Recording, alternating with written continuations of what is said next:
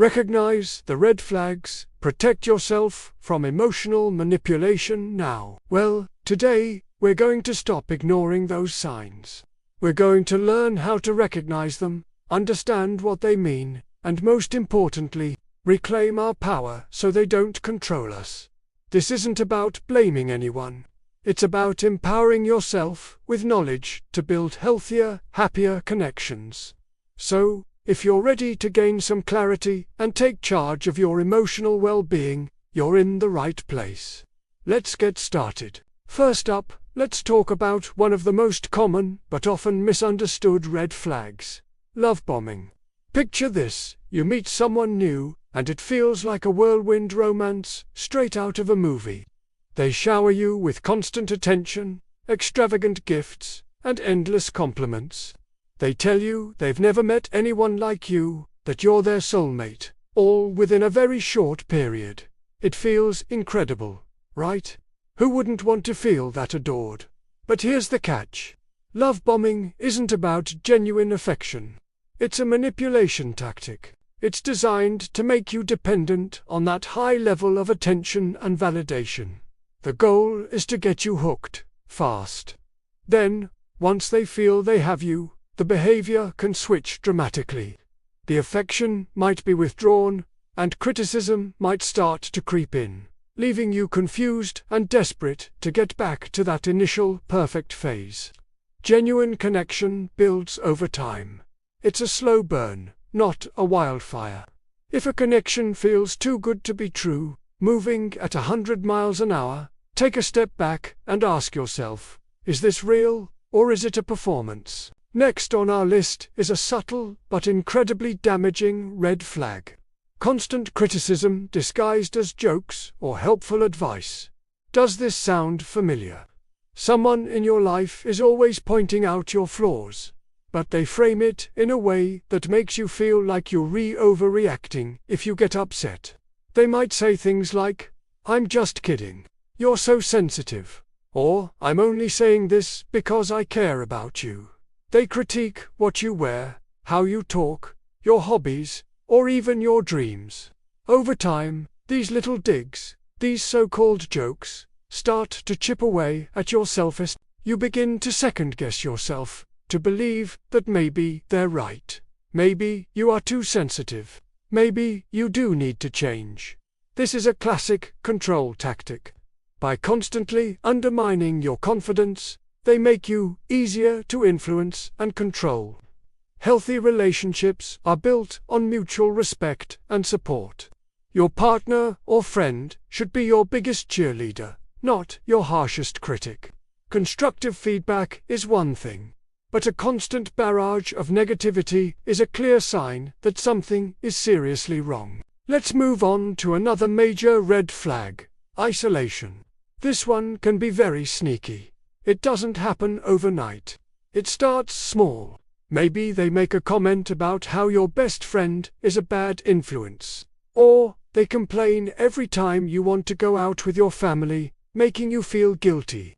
They might create drama or tension right before you're supposed to see your loved ones, so you end up canceling your plans to comfort them. Over time, you find yourself spending less and less time with your support system. Your world starts to shrink until they are at the very center of it, often as the only person you feel you can rely on. This is incredibly dangerous. A strong support network of friends and family is crucial for your well-being. Anyone who intentionally tries to cut you off from the people who love you is not looking out for your best interests. They're trying to gain control by making you completely dependent on them. Healthy partners encourage your relationships with others. They don't try to sever them. Now, let's talk about the blame game and an inability to take responsibility. Have you ever been in a situation where no matter what goes wrong, it's somehow always your fault? If they're late, it's because you didn't remind them. If they get angry, it's because you made them angry. They spill a drink, and somehow it's your fault for putting the cup there. This constant deflection of blame is a huge red flag. People who do this lack emotional maturity and are unwilling to look at their own behavior. They create a narrative where they are always the victim and you are always the one at fault. This can be incredibly confusing and emotionally draining. You might find yourself constantly apologizing for things that aren't your fault just to keep the peace. But a healthy relationship involves two people who can both admit when they're wrong, apologize sincerely, and work together to resolve conflicts. It's a partnership. If you're the only one ever taking the blame, you're not in a partnership. You're carrying the emotional weight for two. Another critical red flag to watch out for is when someone dismisses your feelings or experiences. This is often called gaslighting. They might tell you you're being dramatic, that never happened, or you're remembering it wrong. They actively deny your reality to the point where you start to question your own sanity and perception. Let's say you bring up something they said that hurt you. Instead of acknowledging your feelings, they might flip it and say, "I never said that. You're just making things up to start a fight." This is a powerful form of emotional manipulation. It's designed to erode your trust in yourself. When your own mind becomes a source of confusion, you become easier to control. Your feelings are valid. Your experiences are real. Anyone who consistently tries to invalidate your reality is not a safe person to have in your life. In a healthy dynamic, your partner will listen to your concerns, even if they don't fully understand them, and they will respect your feelings. So, we've identified some major red flags: love bombing, constant criticism, isolation, the blame game, and gaslighting. The big question now is, what do you do when you recognize them? It can be scary, especially if you have deep feelings for the person. The first and most important step is to acknowledge the truth to yourself. Stop making excuses for their behavior. Call it what it is: unhealthy, controlling, and unacceptable. Start trusting that gut feeling you've been ignoring. Your intuition is a powerful tool for self-preservation. Next, begin to set firm boundaries. This is non-negotiable.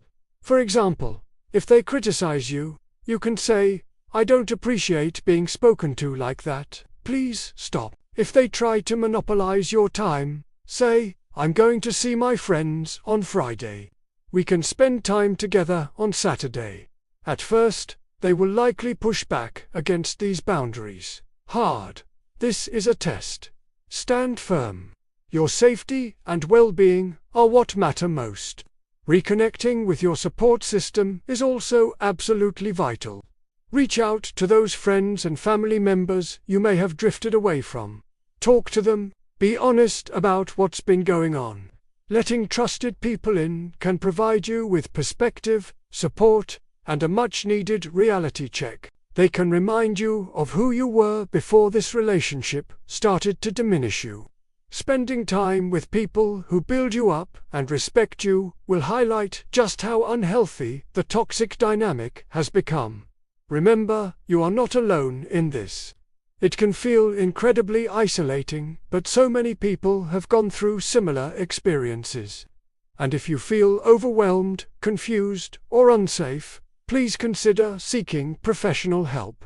A therapist can provide you with tools and strategies to navigate this situation safely and help you heal from the emotional impact. There is absolutely no shame in asking for help.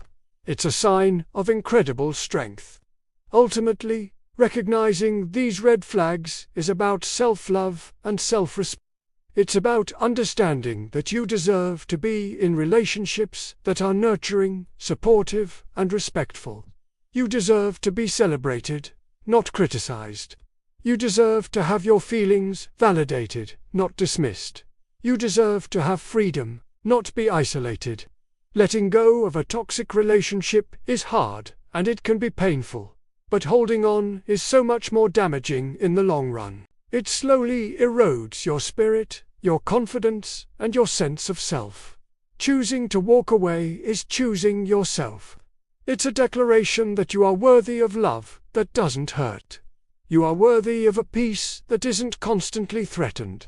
It's the first step toward reclaiming your life and your happiness. And you absolutely have the strength to take that step. Thank you so much for spending this time with me today. Talking about these things isn't easy, but it's so necessary. If this video resonated with you, please give it a thumbs up and share it with someone who might need to hear this message. And don't forget to subscribe for more content on building a happy and healthy life. Remember, you are in control of your own story.